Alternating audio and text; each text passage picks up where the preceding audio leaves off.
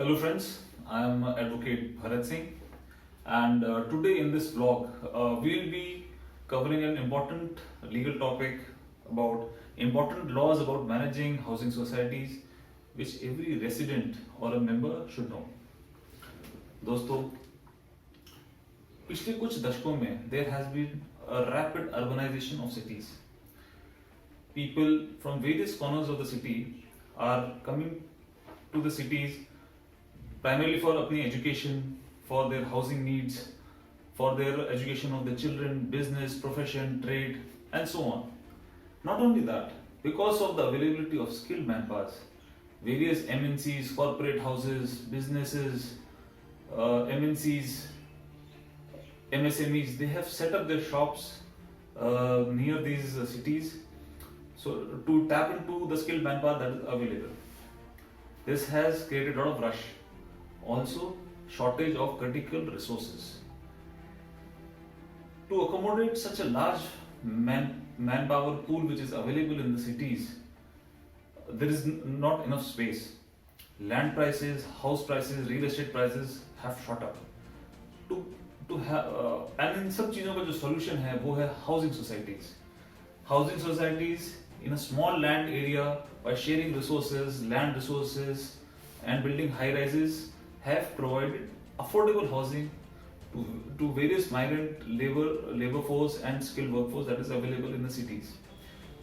Housing society में हमारे जो भी resources हैं वो share हो जाते हैं, लोग common amenities को share करते हैं, उसके लिए subscribe करते हैं, membership charges pay करते हैं, and things become much more affordable had they have had only their own house.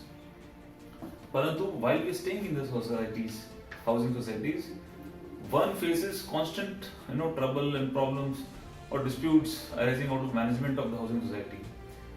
हमारी क्या roles and responsibilities हैं, members की क्या roles and responsibilities हैं, जो managing committee या जो governing body है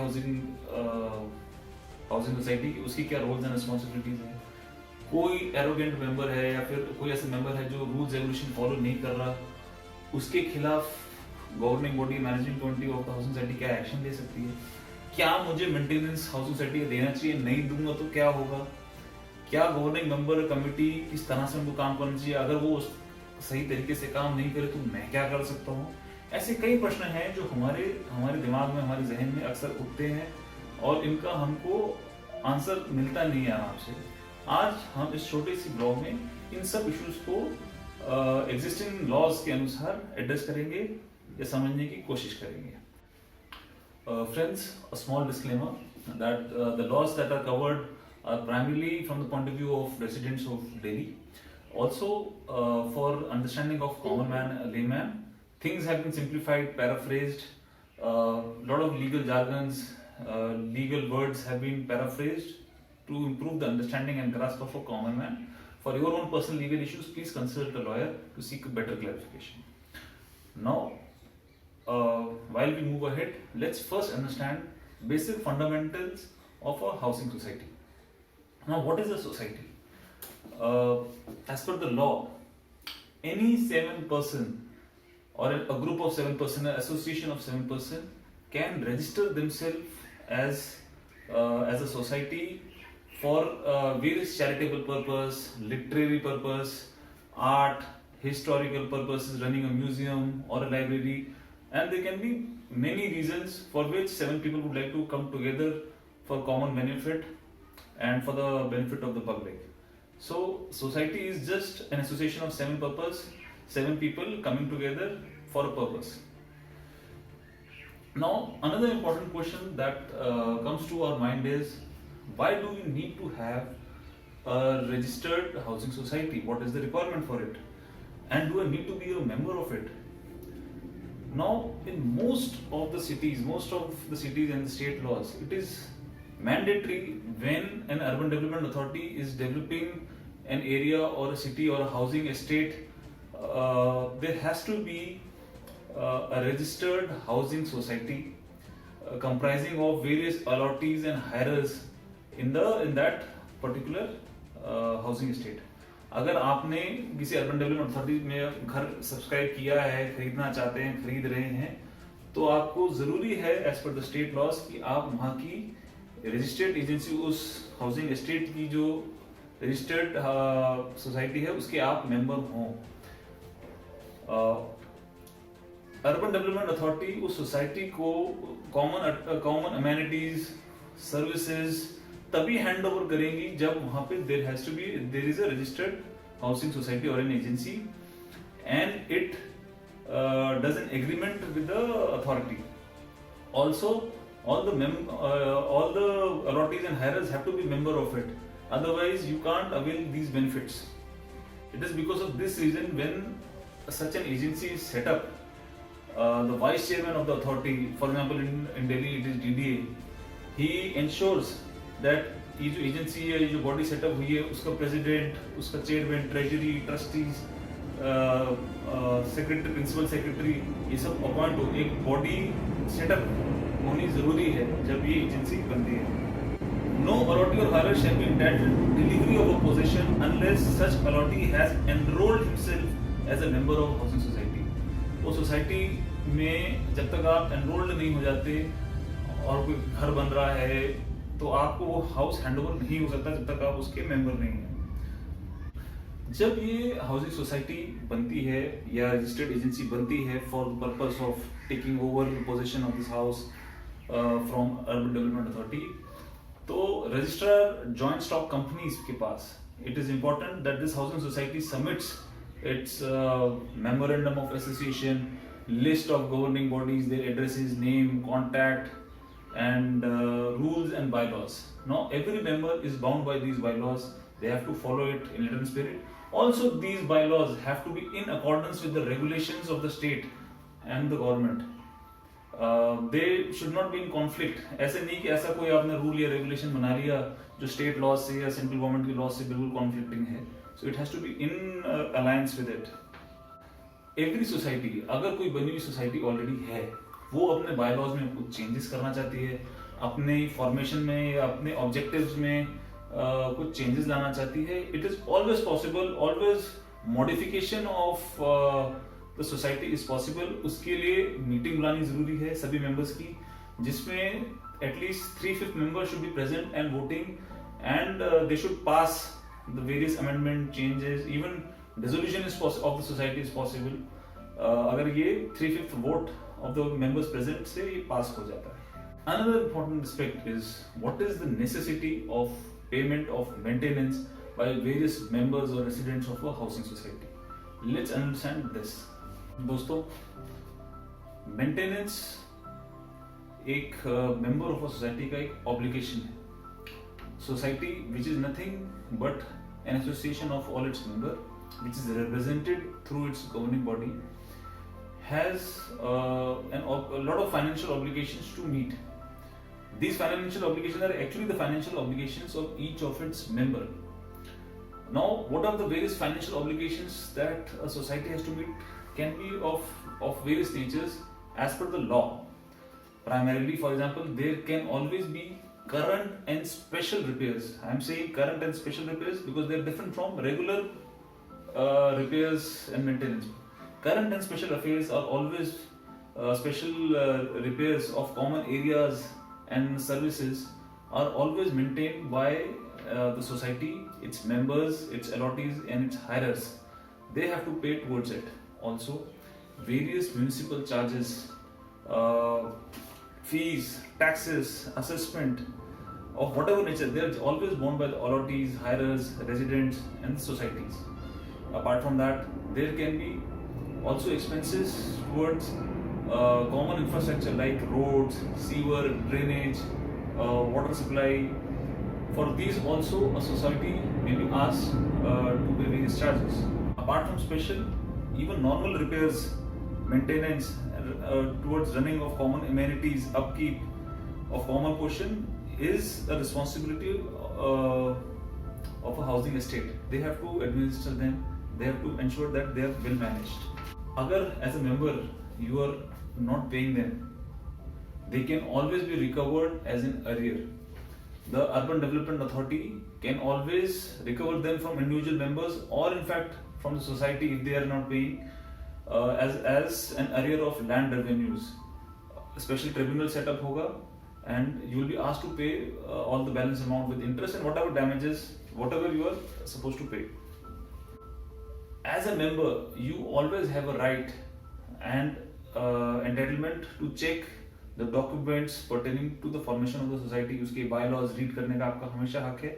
These are always available in the offices of registrar of society, which can always be inspected. Also, they would be available in the office of your RWA, your housing society. Now, let's understand what are the roles and responsibilities of a housing society in a housing estate. The society and its governing body has far more, lot of other responsibilities also. For example, society के पास जितनी भी property है उसमें कोई damage ना हो, उसको कोई चोट ना पहुंचे, उसमें रिपेयर वर्क या उनकी custody and upkeep is the responsibility of the governing body of the society and the society as a whole. अगर कोई इंस्टॉल्ड इक्विपमेंट है, for example storm water drainage system, water supply system, pump house, transformer, उसकी installation में कोई भी tampering नहीं होनी चाहिए, उसमें कोई मॉडिफिकेशन नहीं होना चाहिए without prior sanction of the authorities. Apart from that, कोई भी illegitimate construction with in the society ना हो, वो इंश्योर करना सोसाइटी एंड गवर्निंग बॉडी का काम है. अगर कोई पब्लिक ऑफिसर वहां पे कुछ चेक करने आता है या अपनी ड्यूटी परफॉर्म करने आता है, उसके काम में कोई रोड़ा ना अटकाया जाए, उसको ऑब्स्ट्रक्ट ना करे मेंबर, इसकी जिम्मेदारी भी गवर्निंग बॉडी की होती है. ये भी इंश्योर करना सोसाइटी का काम है या गवर्निंग बॉडी का काम है कि वहां का कोई member resident unnecessary obstruction construction create ना कर रहा हो. जैसे कि कॉमन पैसेजेस में कोई कंस्ट्रक्शन ना हो जिससे दूसरों को परेशानी हो रही हो, किसी ने अपनी नाली कॉमन पैसेज में खोल दी हो, या नाली इनसैनिटेशन हो रहा हो या ओवरफ्लो हो रहा हो, that is supposed to be insured.